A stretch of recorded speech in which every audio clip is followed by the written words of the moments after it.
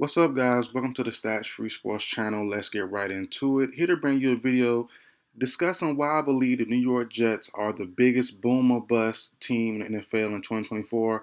Let's get right into it, guys. So I have a little graphic pulled up you see in the background there. And these are the main three topics I want to talk about, but there are definitely more you can definitely mention. But for me personally, I have the main three topics being Rodgers has to overcome Father Time and his O-line. Garrett Wilson, is he ready to be a true wide receiver one? And also, we'll talk about the tough schedule and how much, or the projected wins I have for the Jets right now. That schedule to me is pretty tough, but we'll get into all that stuff and more. Let's get into it, guys. Last year, as we all know, that the Jets gave us major blue balls with Rodgers getting hurt during the first series of last year's first game.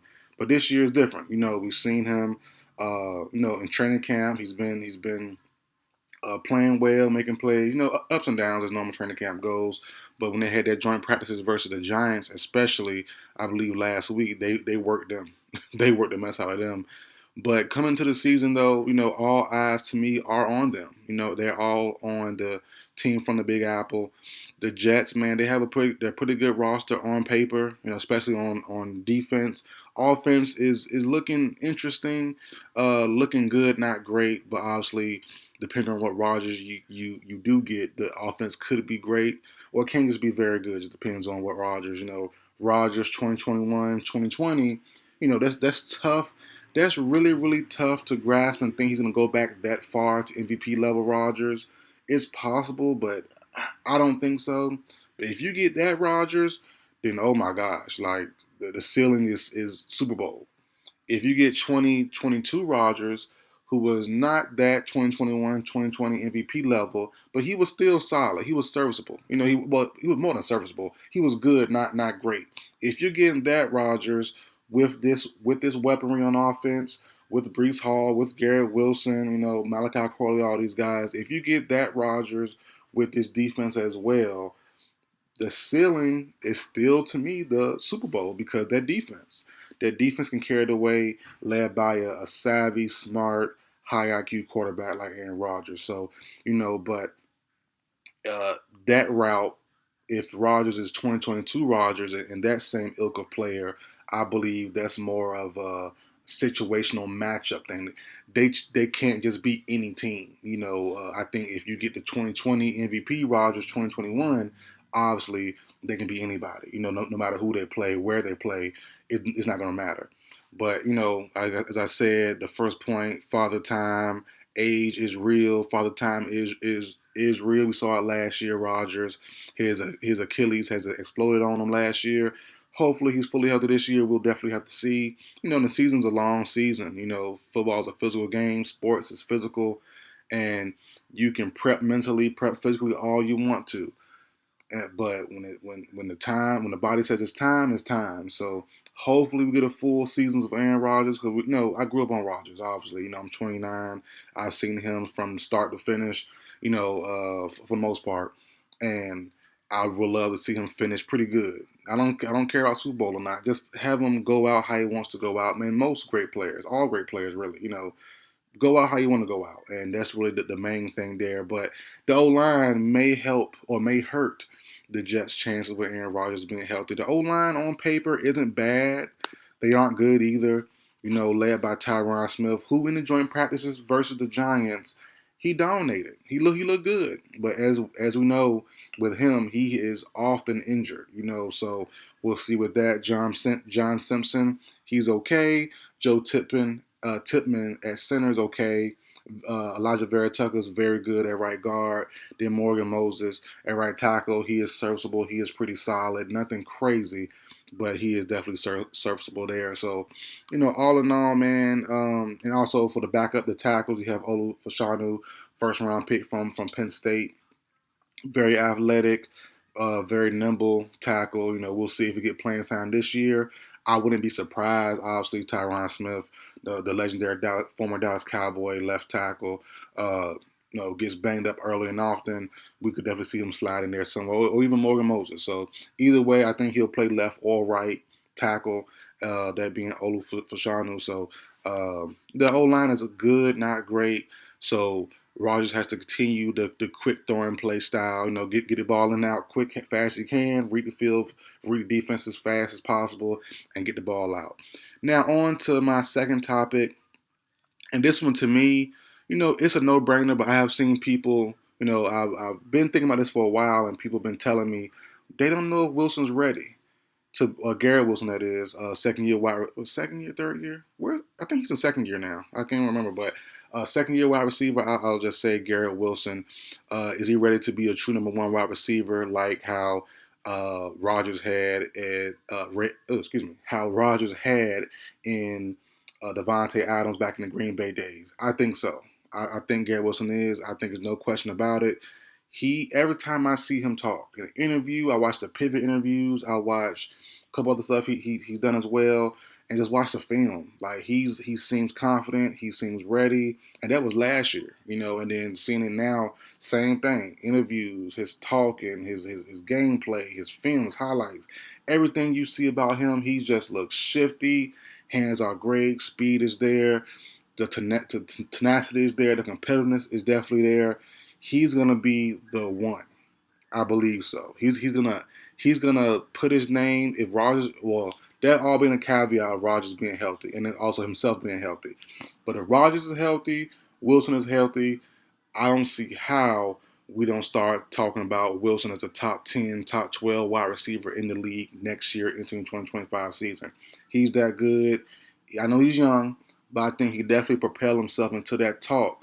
Maybe even higher than that. The list is long, but getting to the Justin Jefferson range, all the other guys, it's tough, but it's possible. But I think being more realistic, probably top 10 vibes from Garrett Wilson as a top 10 wide receiver after this year, if everything goes well for the New York Jets. Another point as well you can mention is that defense.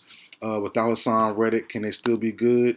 I think that's a yes. I think even if that defense was very good last year, if they take a step down, I still think they'll be walking in their sleep, eyes closed, sleepwalking, top 10 defense, no problem. I love their defense, led by Sauce Gardner at the corner. Obviously, one of the better cornerbacks in today's NFL.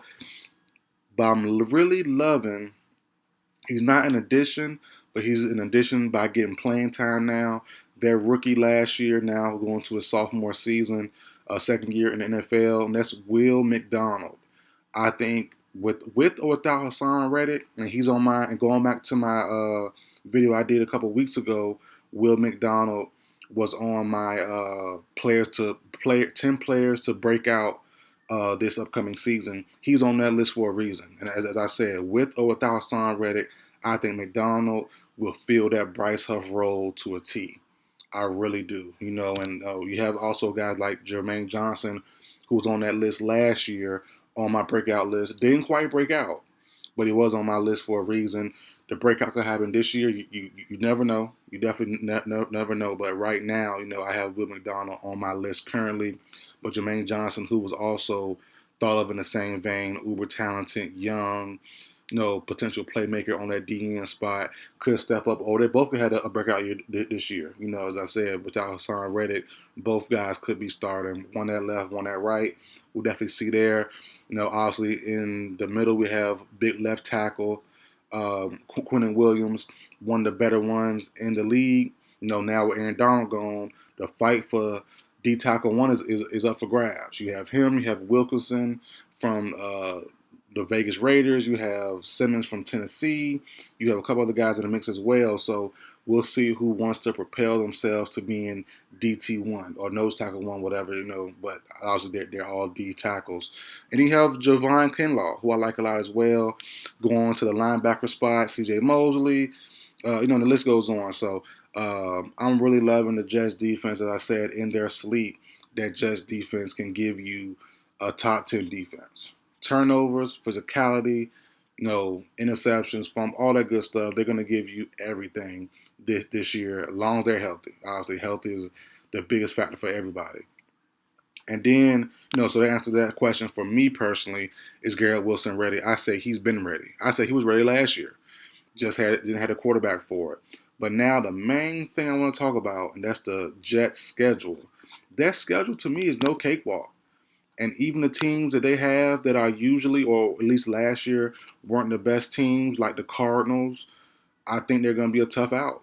I really do. The Cardinals having Kyler Murray for a full year, Trey McBride, Marvin Harrison Jr., Michael Wilson, Greg Dortch. Their offense is going to be nice on paper. I love their new OC. I forgot his name now, but he's a pretty solid OC. Pairing him with Kyler and those weapons could be dangerous. The defense is going to be iffy though. That's the main thing. The defense for the Cardinals probably will be bad, but the offense will definitely be a go. The Broncos, could they sneak out a win? I think week 4 for the Jets. The Broncos could be a tricky matchup. Bo Nix probably starting his first start versus this Jets team. It's gonna be a tough matchup. You never know. I don't think they'll win that. They'll lose that game. I'm talking about the Jets, but it could be a tough game there. Then you have the Titans. The Titans are on my list. I never did a video. I did a video on them early in the off season, before the free agency happened, and they got Spears and those guys. But even Calvin Ridley, before all that stuff, and I mentioned that they were a major threat this off season. I thought Will Levis could take a jump under Brian Callahan. We have to see, but playing them week 2, we could see the beginning of a good Titans team, low key good Titans team that we didn't think they were good.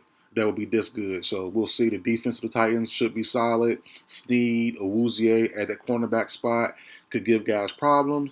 Jeffrey Simmons is still there, obviously. Harold Landry and those guys. So if Will Levis can perform with Hopkins and Ridley and Spears and Pollard and all those guys, the Titans could be a major threat. It really could be. So we'll see what happens. It all depends on Will Levis there. So, but going to the projected record from my side, guarantee wins.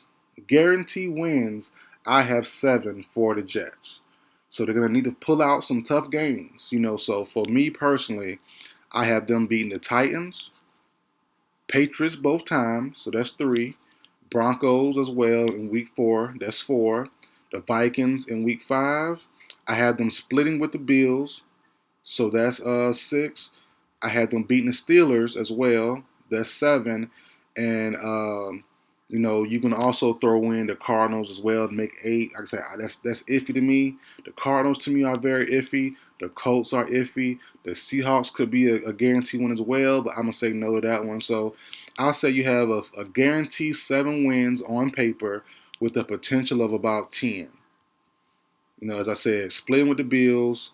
Um, I think the Dolphins might beat them both times. Maybe split Dolphins too. Let's say split Dolphins maybe give you an extra 10, 11 wins there. The Jags, I say a loss will happen there. The Colts, I think a loss could happen there as well, but they could win. So like I said, a guarantee of 7 and with the potential of 10 to 11 wins. And like I said, those close games are going to be tough. The Bills twice, the Dolphins twice, the Niners game 1. Probably a loss, to be honest, but no Brandon Ayuk probably. We'll see there. The Texans, is that a guaranteed win? Probably, definitely not. The Jaguars, not a guarantee. The Rams, if they're healthy down the stretch, not a guarantee. So uh, we'll see how everything's happen. Obviously, seasons are long seasons. Things change week to week, game to game, play to play. But there's a good chance that the Jets miss the playoffs. And there's a good chance that they're a contender as well. I don't think it's no in between. I think they're going to be great or they're going to be bad. No in between. I don't think there's no good in between there at all for me personally. But there's opportunity there to be had. You can definitely say that they'll be awesome. They're contenders. Rodgers is back. Wilson's a great receiver 1. Brees Hall's balling out with the combo of big boy Braylon Allen. O-line's holding up pretty well. Everything's going good. The defense is strong. That's contender talk. That's how it would sound if they're contenders. If it's bad, Rodgers getting banged up. O-line is real iffy. Brees Hall injured. The defense not playing up to par. That's you start hearing that talk.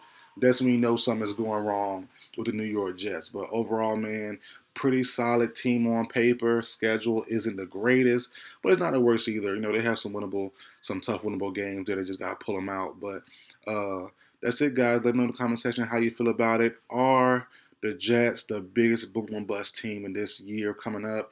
I think so. There are some other options as well. Philly could be an option as well.